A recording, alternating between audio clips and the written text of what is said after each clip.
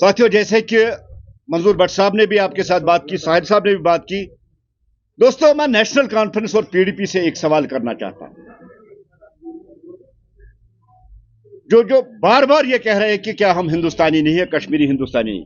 National conference और PDP को doubt हो सकता है कि कश्मीरी हिंदुस्तानी है या नहीं, लेकिन भारतीय जनता पार्टी ये मान के चलती है कि एक कॉमन कश्मीरी प्राउड इंडियन है और हमें फक्र है कि हम हिंदुस्तानी हैं।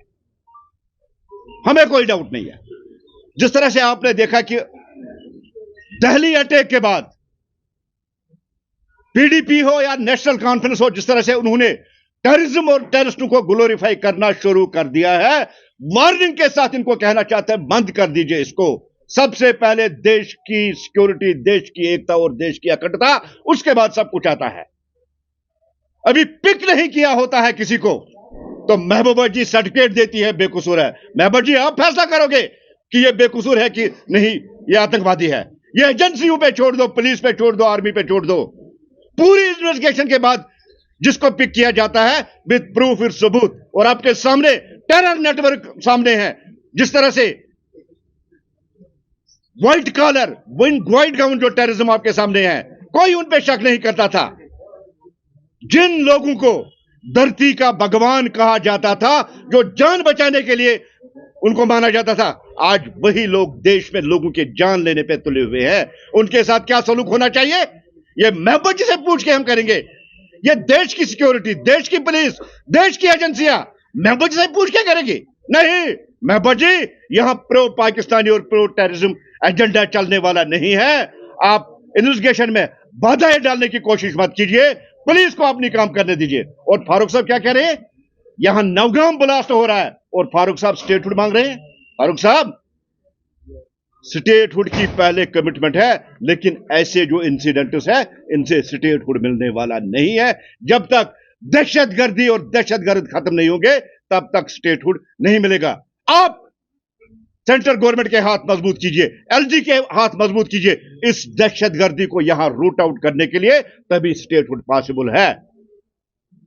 आप सवाल उठाते हैं कि डॉक्टर क्यों टेररिस्ट बने, इनके साथ गलत हो। क्या गलत हुआ? हमारे टैक्स से, देश के लोगों के टैक्स से ये डॉक्टर बने हैं, देश के कॉलेजों में इन्होंने पढ़ा है और ये देश के खिलाफ जंग करेंगे। किसी भी सूरत में इस चीज को बर्दाश्त नहीं किया जाएगा।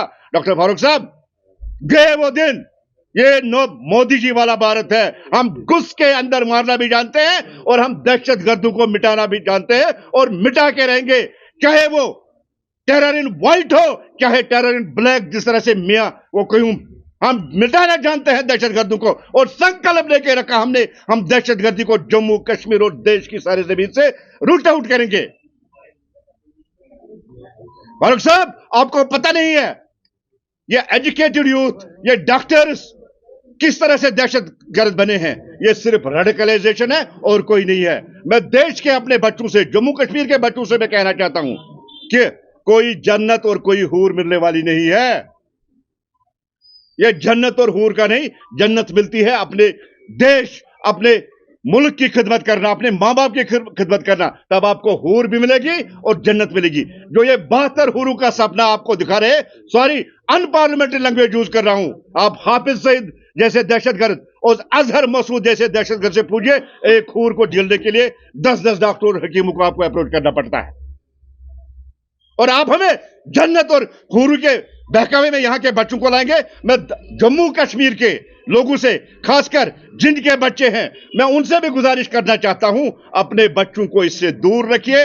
ये जन्नत और हूर ऐसे नहीं मिलते हैं, शादी करके ही हूर मिलती है। जन्नत नमाज और जन्नत हुब्बुल वतनी और देश की खिदमत करते मिलती है। ऐसे कोई 72 हूर ने मिलने वाली नहीं है। जो वहां गए हैं उनका पता नहीं क्या हालत है। और इस्लाम में जिस तरह से खुदकशी हराम है, क्या उसको 72 हूरें मिलेगी? उमर जैसे जहन्नमी इंसान को 72 हूरें मिलेगी जिसने 13 लोगों की जान ली है। इस्लाम में कत्ल करना मना है, इसलिए